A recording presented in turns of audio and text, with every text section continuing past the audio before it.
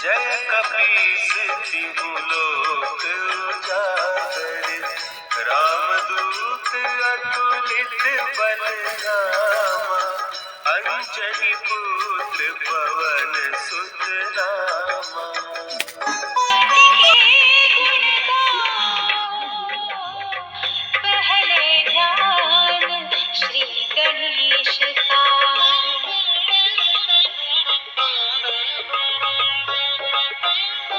Good morning, কেমন আছো তোমরা সবাই? আশা করছি সবাই খুব ভালো আছো, আমিও খুব ভালো আছি। আজ হচ্ছে 13ই ফেব্রুয়ারি, মঙ্গলবার। আজ গণেশ পুজো, আবার বজরংবলীরও পুজো। গণেশ পুজো বছরের দুটো সময় আমরা দেখতে পাই বাঙালি মতে হিসেবে, বা আমি জানি না অন্য সময় মানে অন্যরাও এটা পালন করে। সেটা হচ্ছে, একটা হচ্ছে বিশ্বকর্মা পুজোর সময়, আর আরেকটা হচ্ছে এই সরস্বতী পুজোর সময়। দেখবে বিশ্বকর্মা পুজোর আগে বা পরে একবার, আগেই হয় বেশিরভাগ, গণেশ পুজো হয়, আর এই সময় একবার গণেশ পুজো হয়। যাই হোক, তো আমি সকাল সকাল স্নান করে নিয়েছি, শ্যাম্পু করেছি, এই যে বুঝতেই পারছো কি অবস্থা। এখন বাজে ডট 7:30। আমি অন্যদিন আজকে এই সময় স্নানে যাই, এখন আমি ক্রিম মাখছি, কারণ আমার স্নান ফান সব হয়ে গেছে। এইবারে আমি যাব পুজো করতে। আমি কালকে সমস্ত কিছু জিনিসপত্র কিনে এনেছি, মানে জিনিসপত্র কেনা মানে মিষ্টি, ঠাকুরের মিষ্টি, ফুল সব কিনে এনেছি আজকে ঠাকুরকে, গনু দাদাকে পুজো দেবো বলে। তো এই যে মোটামুটি আমি রেডি হচ্ছি।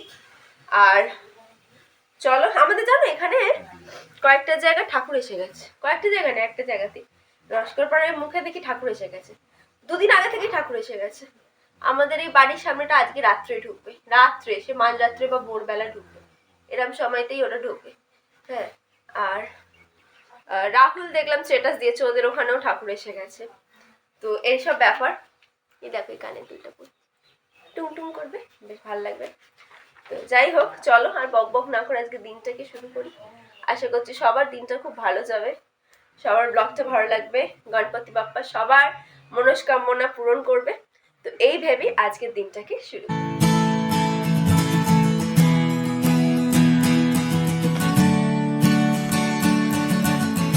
এ দেখো, এখানে আমি পুজো করতে বসে গেছিলাম। আর আমি প্রত্যেক দিনই পুজো করি সকালবেলা উঠে। পুজো করা মানে, যেহেতু পুজো করতে অনেকটা সময় যায়, মানে আমি বা মানে যেই ঘরে পুজো করুক অনেকটা বেশি সময় যায়, আর আমি এত দেরিতে ঘুম থেকে উঠি যে মানে আমি অত তাড়াতাড়ি করতে পারি না। আর আমার মনে হয় পুজো জিনিসটা এমন একটা জিনিস যেটা মন দিয়ে না করলে ঠিক করা উচিত না। হ্যাঁ, তো সেই জন্য আমি রোজ ঠাকুরের কাছে ধূপ জ্বালাই, এবং ঠাকুরের আমি কিছু, যেমন হনুমান চালিসা পাঠ করি, আমি আদ্যা স্তোত্র পাঠ করি, তো সেগুলো আমি পাঠ করে নিই ঠাকুরের সামনে বসে, বা অনেক সময় বাসে যেতে যেতেও করি।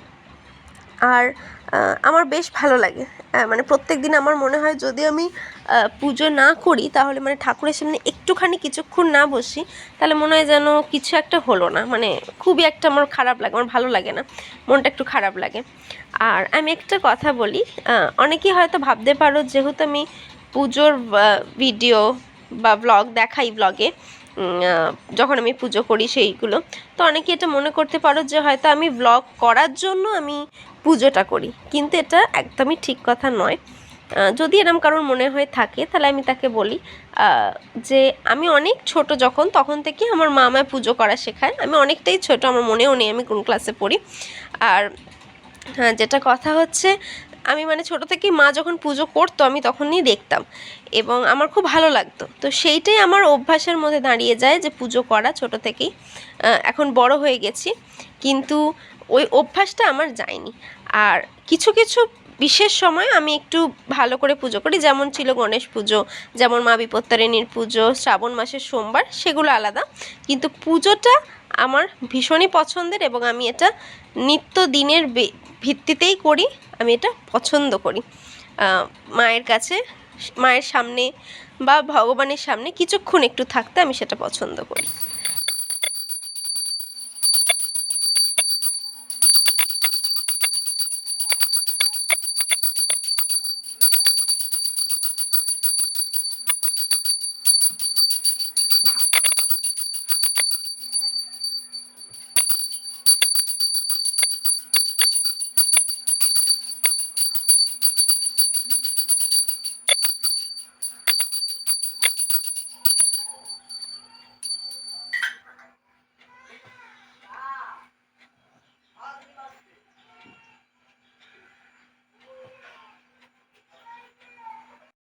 এই যে দেখো, এখানে আমি জব করছিলাম। ওই যে তোমাদের বললাম হনুমান চালিসা আদ্যা স্তোত্র যেমন পাঠ করি, তেমন আমি গণেশজিরও নাম 108 বার পাঠ করি। ঠিক সেই জন্যই সেদিনকে ছিল গণেশ পুজো, আবার তার সাথে বজরংবলীর মানে মঙ্গলবার, তো সেই জন্য আমি দুটোই একসাথে তখন পরপর করছিলাম।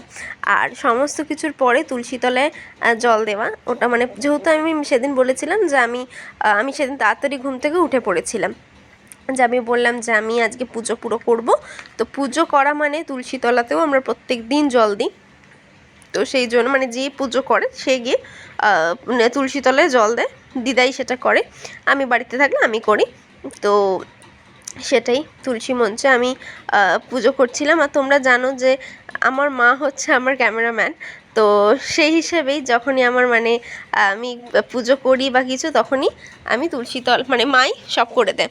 আর এই যে দেখো, আমি ধূপ ঘোরাতে ঘোরাতে পাটা একটু তুললাম, তার একটা কারণ ছিল, সেটা হচ্ছে আমি ছোটোবেলা থেকে দেখতাম মা যখনই আকাশের দিকে ধূপ ঘোরাতো মানে সূর্যদেবকে ধূপ দেখাতেন, তখনই মা একটু পাটা তুলে মা একটা কিছু মা আসলে সূর্য মন্ত্র প্রণাম জপ করে, মা জবা কুসুম সংকাশন, যেটা আমি সেই মন্ত্রটা আমার মুখস্থ হয়ে ওঠেনি এখনো অবধি। তো সেই জন্য আমি এমনি পা তুলোটা আমার মাকে দেখে দেখে অভ্যাস, সেই জন্য মায়ের নকল করে ওরকমভাবে আমিও ধূপটা ঘোরাই। এই দেখো আমি পুরো রেডি, আর যে জামাটা পরেছি এখান থেকে দেখ, এই যে এই জামাটাই মাসি আমায় জন্মদিনে দিয়েছে, মাসি বলতে পারো, বাবি বলতে পারো, যা ইচ্ছে দিয়েছে। খুব সুন্দর দেখতে হয়েছে, তাই আমি ভাবলাম যে কি আজ যেহেতু আমি পুজো করবো, তাহলে নতুন জামা পরেই পুজো করি। আমি পুরো রেডি, খুব ভালো লাগলো আমার পুজো করে, গনুদাদার পুজো, বজরংবলী পুজো, মানে পুজো করেই খুব ভালো লাগলো। এখন আমি খাচ্ছি ছাতু, আজকে ভাতের বদলে ছাতু। বলেছি আমি যেহেতু আজ পুজো করবো, সেজন্য আমি আজ ভাত খাবো না। তো সেই জন্য এরম না উপোস করবো না, টিফিনও খাবো সবই। হ্যাঁ, আমি কিছু খাইনি, না খেয়ে ঠাকুরকে পুজো দিয়েছিলাম, পুজো হয়ে গেছে, এবার আমি ছাতু দিয়ে না, প্রথমে আমি জানো মা প্রসাদই খেয়েছি, একটুখানি এলাম, কিছু খাইনি, প্রসাদ দিয়ে খাই, প্রসাদ খেয়ে এবার ছাতু খাচ্ছি। আর আমাদের এখানে একটা জায়গায় ঠাকুর এসে গেছে, সরস্বতী পুজো 2 দিন আগেও এসে গেছে, আর কি সুন্দর দেখতে, তোমাদের দেখাবো।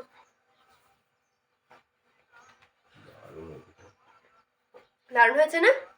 আজকে রাত্রিরে আমাদের এখানেরটা চলে আসবে। এখানে ঠাকুরের কথা মনে পড়লে আমার সোনামার কথা মনে পড়ে। ওই একদম দাদা তো ছিল, একদম সেই ভোরবেলা, মানে গত বছর 5টার সময় এসেছিল না মা, বলো? আমি আর মা বাবা দেখতেও গেছিলাম, সোনু মামা, ছোটু মামা, পিকি মামা, টুটুর মামা, সবাই মিলে। কোথায় ঘুরতে আছে? না না না, আমি বলবো, ভাইয়ের পৈতে ছিল গত বছর, আমরা তখন বেরোচ্ছি, ঠাকুর আগে তো ঠাকুর দেখে এসেছি, তারপর আবার তখন যাওয়ার সময় তখন বললো না ছোট মামারা যে রাত্রিরে গিয়ে আমরা নিয়ে এলাম, তখন আমরা বললাম আমরা দেখেছি তখন। তো এটা হচ্ছে ব্যাপার, এবছর আরও নেই ওই সব মানে একদম ইয়ে করতো বেশি। তো চলো, তো যাই হোক, আমি খেয়ে নিই, খেটে নিয়ে তারপরে বেরোতে হবে, অফিস যেতে হবে। অফিসেও আমাদের একটা গনু দাদা আছে, তাকেও আমি ভেবেছি একটু পুজো দেবো। ওরা তাকে বলেছে একটু মালা কিনে আনবে, আর আমি গিয়ে মিষ্টি কিনবো। আমি ভেবেছিলাম এখান থেকে কিনে যাব, কিন্তু যেহেতু ব্যাগে তো সমস্ত কিছুই ছোঁয়াছুঁই, সেজন্য আমি গিয়েই কিনবো, ওখানে গিয়ে আমি কিনবো, বা গোড়াদাকে বলে একটু এনে দিতে, এই প্ল্যান আছে। তো চলো আর বক বক করবো না, খেয়ে বেরোতে হবে।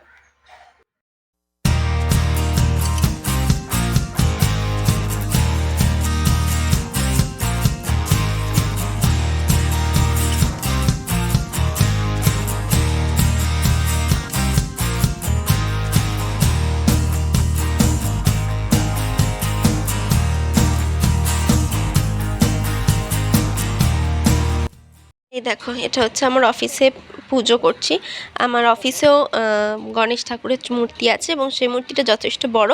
তো আমি গোড়াদাকে বলেছিলাম একটু মালা এনে দেওয়ার জন্য, কারণ গোড়াদা যেখান থেকে মালা আনে আমাদের খুব সুন্দর, মানে খুব ফ্রেশ এবং বেশ বড় সুন্দর গাঁদার মালা আনে। তো গোড়াদা আমার জন্য মালা এনে দিয়েছিল। আমি সেখানেও আমি অফিসে গিয়েই গোড়াদাকে নিয়ে বেরিয়েছিলাম যে মিষ্টি কিনতে, সেটার আর ব্লগ তুলিনি। গিয়ে সবে ব্যাগটা রেখে আমি গোড়াদাকে বলছি চলো আগে মিষ্টি কিনে আনি, এরকম একটা ব্যাপার। আর এই যে এসে গেছি অফিসে, এসে এখন একটু ঠাকুরকে সাজাচ্ছি। আর মালাটা এত বড় ছিল না যে ঠাকুর তো ঢেকে গেছে, তা কিন্তু তারপরেও অনেক ফুল বেঁচেছে, মানে মালাটা আমি লাগাতে পারছি না, তো মালার থেকে একটুখানি ফুল খুলে তখন করলাম। এবার তাছাড়াও এমনি ফুলও দিয়েছে, এত বড় আমি কি বলবো। তো গোরাদা বললো তুমি ওখানটা পুরো সাজিয়ে দাও। তো আমি ওখানে বসে বসে সাজাচ্ছিলাম। আর এত সুন্দর গণাদাকে দেখতে লাগছিল যে আমি কি বলবো, মানে গণেশ ঠাকুর এমন একজন ঠাকুর না যাকে মানে খুবই মিষ্টি ঠাকুর যাকে বলা যায়, খুব সুইট, খুব মানে আমার খুব ভালো লাগে, আমি জানি না কেন আমার ভীষণ ভালো লাগে। তো সেই হিসেবেই আর আমাদের ওখানে মূর্তিটা এত সুন্দর যে এত ফুল দিয়ে এত সুন্দর লাগছিল যে আমি কি বলবো। আর এখানে কাজ চলছে, রামদা ওদিকে বসে কাজ করছে আর আমি এদিকে পুজো করছি।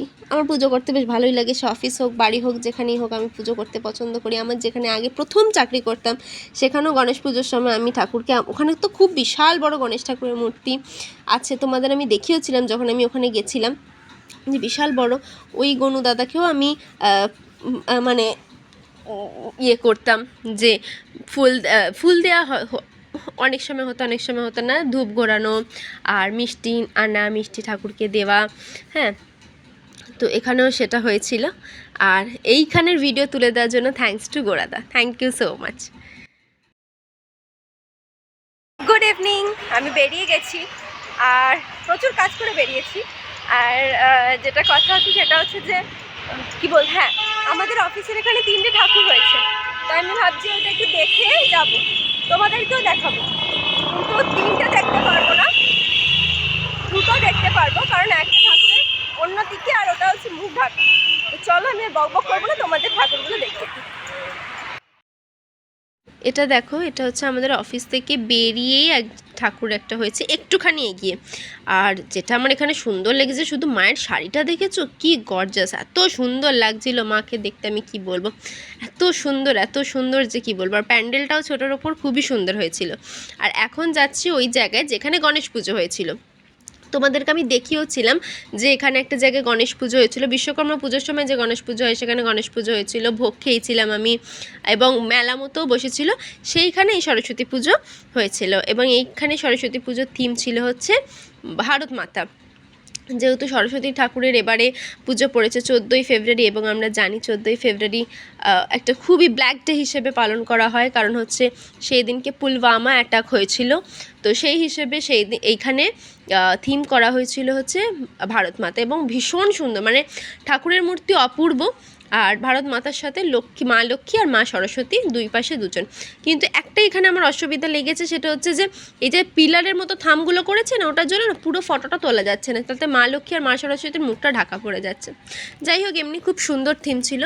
তারপরে চলে এসেছিলাম মন্দিরতলায়, কারণ মন্দিরতলায় এই সময় যে গণেশ পুজোটা হয় জানুয়ারি মাসে বা ফেব্রুয়ারি মাসে বা জানুয়ারি মাসে, মাঘ মাসে যেটা আসলে বলে, মাঘ মাসে যে গণেশ পুজো হয়, এই গণেশ পুজোটা মন্দিরতলায় হয় এবং খুব সুন্দর করে হয়, ভোগ খাওয়ানো হয়। তোমরা গত বছরের ব্লগে দেখেছো ভাইয়ের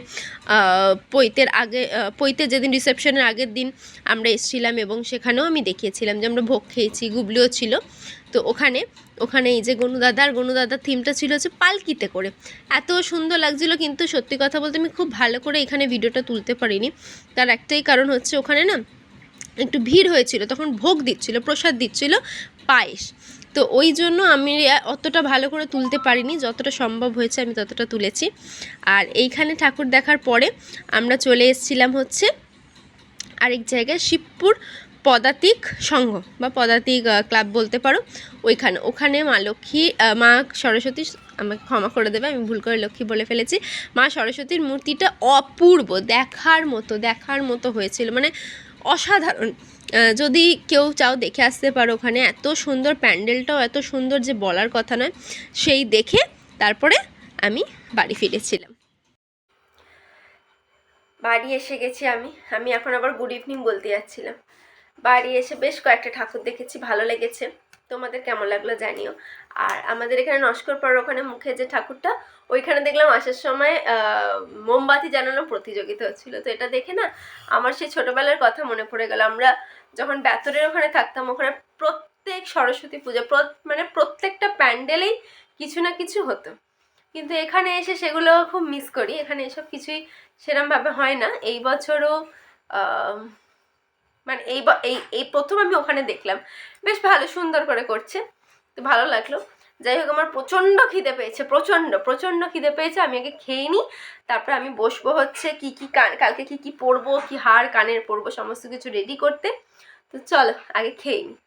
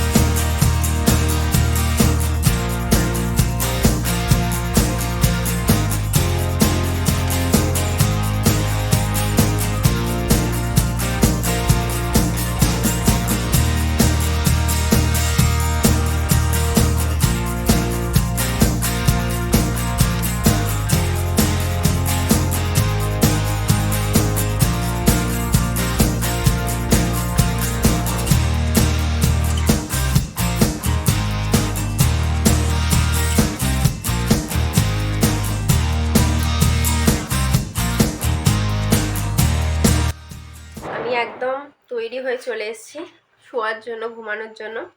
আর আমি দেখেছি ভিডিও করার সময়, যখন সকালবেলা আমি ব্লগ করি, একদম মুখটা পুরো টইটুম্বুর ফোলা ফোলা মনে হয়। হ্যাঁ, মানে একদম পুরো খুব হেলদি এরা মনে হয়। আর ঠিক যখন রাত্রির হয়, তত আমি দেখি এই যে চোখের নিচে কালো হয়ে গেছে, মুখ শুকিয়ে গেছে, কেন জানি না। কিন্তু আমি কিন্তু একটু টায়ার্ড নয়, আমি একদমই ঠিক আছে। একটু হালকা হালকা একটু ঘুম পাচ্ছে, সেটা তো টাইম হয়ে গেছে সেই জন্য, কিন্তু আমি কিন্তু টায়ার্ড নয়। কিন্তু মুখ চোখ দেখো মা, এখান ঢুকে গেছে, ওখান ঢুকে গেছে। কিন্তু ঠিক কাল যেহেতু সরস্বতী পূজা, আজকে আমি দেখছি মুখে এদিক ওদিক সেদিক আমার সব জিনিসপত্র বেরোচ্ছে, কেন মানে কন্ট্রোল কি আর করা যাবে। যাই হোক, আমার মনে হয় আমাদের এখানে পাড়ার ঠাকুর এসে গেল, কারণ খুব আওয়াজ হচ্ছিল মনে হয়, জানি না। যাই হোক, আমি এবার শুতে যাই, একটু একটু ঘুম পাচ্ছে, কালকে আবার উঠতে হবে, অঞ্জলি দেবো, সমস্ত কিছু। আজকে দিনটা মোটামুটি আমার ভালোই গেছে, খারাপ যায়নি। আশা করছি প্রত্যেকটা দিন এরকম ভালো কাটতে কাটতে চলে যাবে, এগিয়ে যাবে জীবনযাত্রা। আর চলো বকবক আর না করে আজকের ব্লগটাকে এখানেই শেষ করি। আশা করছি তোমাদের সবার ব্লগটা ভালো লেগেছে। ভালো লাগে প্লিজ লাইক, শেয়ার, কমেন্ট আর সাবস্ক্রাইব করে দিও। পাশে থেকো, দেখতে থেকো শ্বেতার সাথে সারাদিন। দেখা হবে নতুন দিন, নতুন ব্লগের সাথে, বাগদেবীর আরাধনার সাথে। তো আজকের মতো টাটা, গুড নাইট, শুভরাত্রি, টাটা।